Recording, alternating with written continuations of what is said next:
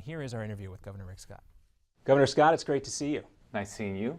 Well, I want to talk real quickly about the Florida economy. It's come roaring back since the economic crash here. Jobs, jobs, jobs. You promised jobs, and jobs we are getting, but still, if you look at certain poll numbers, you're still lagging behind in the upcoming governor's race, not yet officially yet. But tell us how you plan to use the economic success of Florida to close that gap that some polls say exist. If you go back to 2010, I ran on a campaign to get our state back to work. The state had lost 832,000 jobs under Charlie Crist in 4 years. Unemployment rate had gone from 3.5 to 11.1%. We now, the private sector, has added 600,000 jobs, and unemployment's down to 6.2%, below the national average, I think, for 8 or 9 months in a row. So when I talk to families, and I talk to families all across the state, they're a lot like my family growing up. You know, they didn't have a lot of money in the bank. My parents struggled to have jobs, and they want jobs. And so that's why I work on every day. So it's exciting how many people want to move to our state for jobs. We have over 260,000 job openings in our state, and that's what our families care about. One of the fastest growing economies, state anyway, in the country right now. We're learning to brag about our state a little bit too. We have so many good things going on in our state. We should brag more, like Texas does. Yes, no shortage of bragging rights for Texas and one of your friendly rivals, Rick Perry. And folks who live in Florida have seen more of you on TV lately in commercials, and there's a great ad, and we'll try to show it here, of you and your grandson. That was fun. That was fun, and I think it's a very effective ad, and it helps soften your image. Is that something you're trying to work on a little bit with that ad particularly? Well, what I do is I tell this story. If you look at our ads this year, I've told this story. I grew up in public housing. I watched my father's face when the only family car got repossessed. I know what it's like when he lost his job. I know the importance of a job. I had the opportunity to serve in the Navy, and that's why, like what's happened with these VA facilities, it really bothers me. So we're telling our story, and now I have grandchildren, the best thing in the world.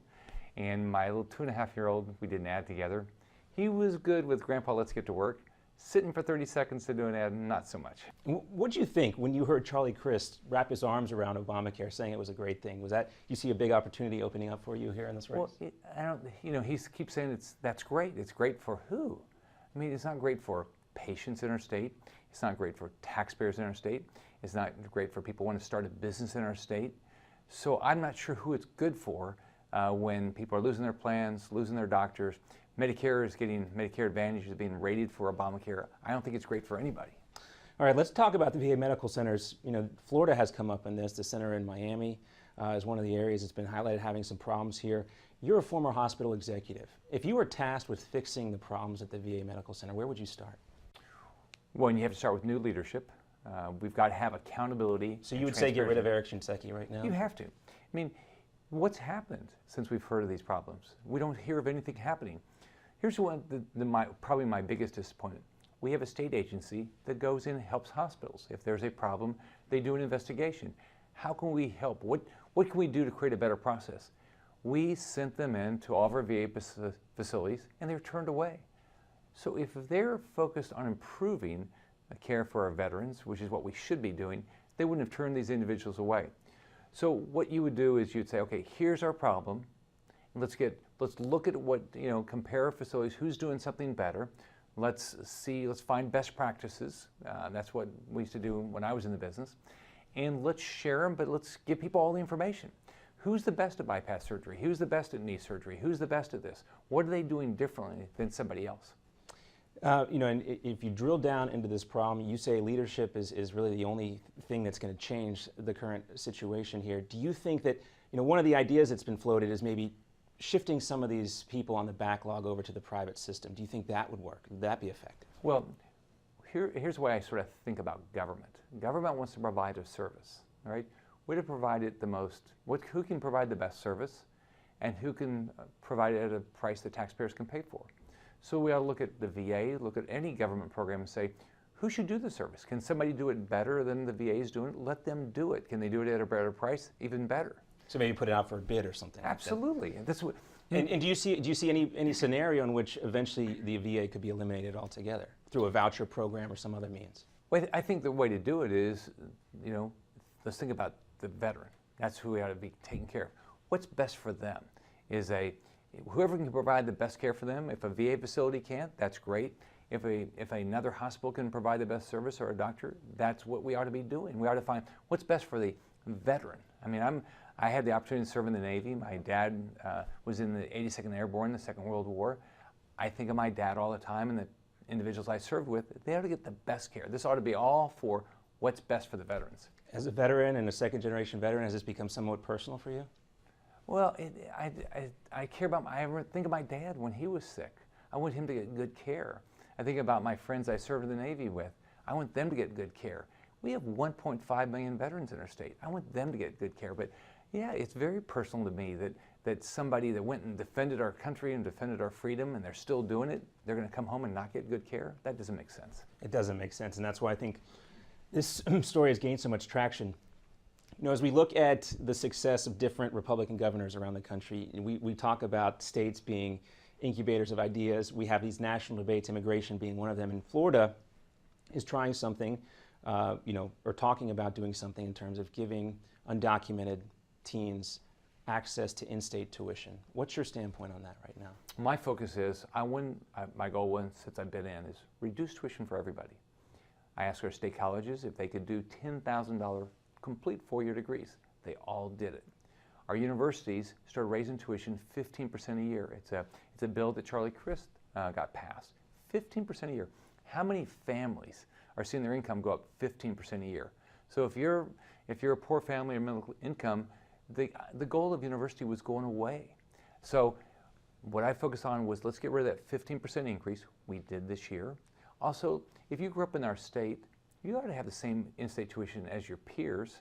We want you to do well. We're a great melting pot. Does the state have an economic interest in making sure those kids that the state has already paid for to educate through elementary school, middle school, and high school, keeping them in our state so they can become taxpayers?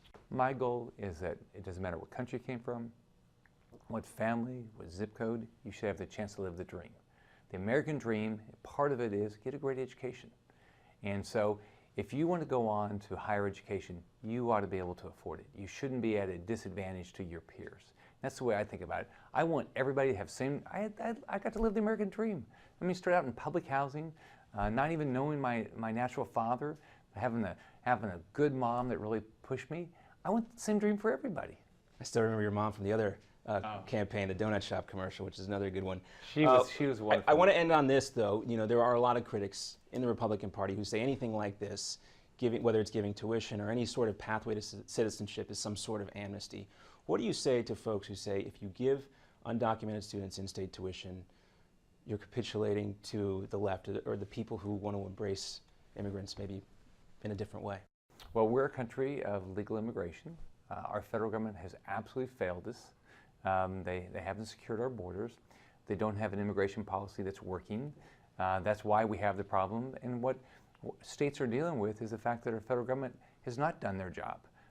They're still not doing their job. And so while they don't do their job, we've got to make sure that our citizens have the opportunity to live the American dream, and that's what I'm doing. All right, J.D., so there you have it. Governor Scott clearly trying to portray this idea that we should provide in-state tuition to illegal students as the American dream. He's selling himself as a guy who has lived the American dream, and he wants to make sure that's around for everybody.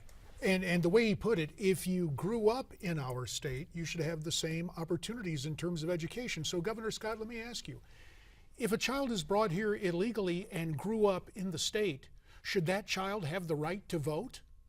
Because make no mistake, what you are talking about here, sir, is amnesty, pure, unvarnished amnesty.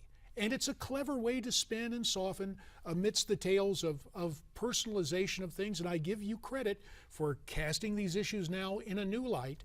At least you didn't pull a Hillary. You didn't say what difference does it make. But here is a clear difference. You talked, sir, about citizens of the state. Here's Immigration Status 101. You may have people living here who are residents of this state who are not citizens, but to say the federal government has failed and therefore we will further blur the lines, it's a clever rhetorical argument. I understand the establishment perspective from whence it comes. Jeb Bush was able to win 2 successive terms.